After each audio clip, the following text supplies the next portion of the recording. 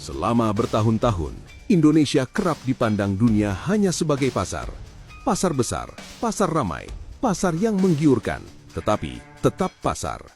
Produk teknologi datang dari luar, aplikasi asing berkuasa, dan masyarakat kita menjadi pengguna setia tanpa banyak pilihan.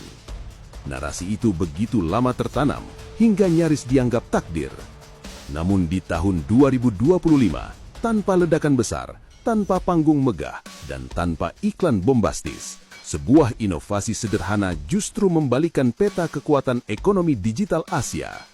Bukan rudal, bukan nikel, bukan tampang raksasa, melainkan sebuah kotak hitam putih bernama QRIS. QRIS, singkatan dari Quick Response Code Indonesian Standard, mungkin terlihat sepele. Hanya sebuah kode QR yang bisa dipindai. Tapi justru dari kesederhanaan itulah lahir kekuatan yang membuat negara-negara maju mulai merasa panas dingin. Dunia internasional mulai melirik Indonesia bukan sebagai pasar, melainkan sebagai pencipta standar. Sesuatu yang jarang, bahkan nyaris tak pernah terjadi sebelumnya dalam sejarah teknologi finansial global. Di banyak negara maju, sistem pembayaran digital berkembang secara liar namun terfragmentasi. Setiap bank punya aplikasinya sendiri, setiap perusahaan teknologi membawa QR-nya sendiri, dan setiap sistem berjalan dalam ekosistem tertutup. Pengguna dipaksa menyesuaikan diri, sementara pedagang harus memasang banyak alat demi melayani semua konsumen. Ironisnya, negara dengan teknologi canggih justru terjebak dalam ekosistem masing-masing. Indonesia memilih jalan berbeda. Melalui Bank Indonesia, negara hadir sebagai arsitek, bukan untuk mematikan inovasi, melainkan menyatukan. QRIS diciptakan sebagai satu standar nasional yang bisa dipakai semua pihak, baik bank besar, fintech, maupun UMKM kecil di pinggir jalan. Satu QR untuk semua.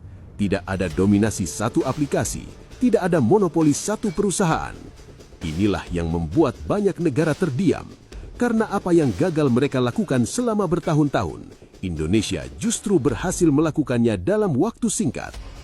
Angkanya mencengangkan, puluhan juta pengguna aktif, puluhan juta merchant, dan pertumbuhan transaksi yang melonjak lebih dari 100% secara tahunan. Dari gerai kopi mewah di pusat perbelanjaan ibu kota, hingga pedagang cilok di pelosok desa, semuanya terhubung dalam satu sistem pembayaran nasional. Ini bukan sekadar inovasi teknologi, ini adalah revolusi perilaku ekonomi masyarakat. Dunia mulai bertanya-tanya, bagaimana mungkin negara kepulauan dengan ribuan pulau, ratusan juta penduduk, dan tingkat literasi keuangan yang tidak merata bisa menyatukan sistem pembayaran digital dengan begitu cepat?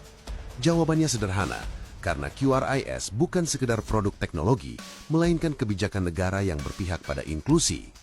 Ketika sistem ini sudah kokoh di dalam negeri, Indonesia tidak berhenti. QRIS tidak puas hanya menjadi jago kandang. Perlahan tapi pasti, sistem ini melangkah keluar batas negara. Dimulai dari Asia Tenggara, kawasan dengan lalu lintas manusia dan uang yang sangat tinggi. Thailand, Malaysia, dan Singapura menjadi saksi pertama.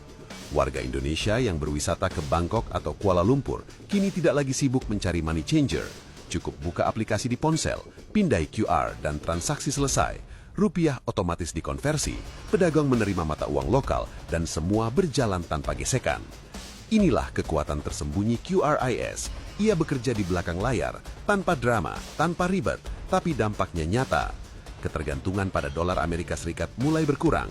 Mekanisme local currency settlement membuat transaksi lintas negara lebih murah, lebih cepat, dan lebih berdaulat. De-dolarisasi yang selama ini hanya jadi wacana, kini berjalan diam-diam lewat transaksi sehari-hari.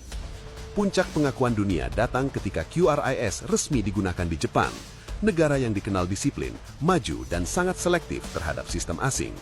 Fakta bahwa turis Indonesia kini bisa berbelanja di Ginza atau Kyoto menggunakan QRIS bukan sekedar kemudahan wisata, melainkan simbol kepercayaan. Dunia mengakui standar buatan Indonesia. Tidak berhenti di sana, Korea Selatan menyusul. Peluncuran resmi QRIS di negeri ginseng menjadi sinyal kuat bahwa Indonesia bukan pemain pinggiran. Dengan kerjasama antara Bank Indonesia dan Otoritas Sistem Pembayaran Korea, QRIS masuk ke salah satu pusat teknologi Asia. Ini bukan kebetulan, ini adalah hasil konsistensi kebijakan. Jika kerjasama dengan Cina rampung, maka peta akan berubah total. Bayangkan warga Indonesia bepergian ke hampir seluruh Asia hanya dengan satu ponsel. Tidak perlu kartu asing, tidak perlu uang tunai, tidak perlu konversi mahal. Di titik inilah QRIS berubah dari alat bayar menjadi instrumen strategis ekonomi nasional. Pemerintah sadar betul potensi ini. Target ekonomi digital Indonesia dipatok hingga ratusan miliar dolar. Angka yang terdengar gila, tapi QRIS menjadi lokomotifnya. Dengan transaksi yang tercatat, perputaran uang menjadi lebih cepat dan transparan. UMKM yang dulu tak tersentuh bank, kini masuk ke sistem formal. Data ekonomi menjadi lebih rapi, kebijakan lebih tepat sasaran. UMKM adalah pemenang utama dari revolusi ini. Pedagang kecil kini bisa menerima pembayaran dari turis asing tanpa mesin mahal. Tidak ada lagi batas antara ekonomi lokal dan global. Seorang pedagang kopi di Bali bisa langsung menerima pembayaran dari wisatawan Thailand atau Singapura. Inilah demokratisasi ekonomi digital yang sesungguhnya. Namun di balik keberhasilan itu, tantangan tetap mengintai. Tingginya adopsi teknologi tidak selalu sejalan dengan literasi. Penipuan digital masih marak. Masyarakat yang aktif bertransaksi belum sepenuhnya paham risiko. Inilah sisi gelap dari kemajuan yang tak boleh diabaikan.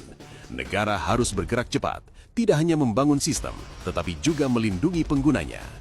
Industri fintech Indonesia sepanjang 2025 berjalan di medan yang kompleks. Pinjaman daring tetap relevan bagi masyarakat yang belum terjangkau bank, tetapi juga memicu kekhawatiran soal bunga dan tata kelola. Disinilah peran regulator menjadi krusial. OJK, Bank Indonesia dan komunitas fintech harus berjalan seiring, menjaga keseimbangan antara inovasi dan perlindungan konsumen. Di sisi lain, kecerdasan buatan mulai masuk ke sektor keuangan. Indonesia tercatat sebagai salah satu negara dengan tingkat adopsi AI tertinggi di Asia Pasifik. Namun adopsi belum berarti penguasaan. AI masih banyak digunakan di balik layar, belum menjadi senjata utama produk keuangan. Tanpa investasi dan infrastruktur yang kuat, Indonesia berisiko hanya menjadi pengguna, bukan produsen teknologi AI. QRIS mengajarkan satu hal penting. Kedaulatan digital tidak selalu datang dari teknologi paling canggih, tetapi dari standar yang tepat dan keberanian negara untuk memimpin.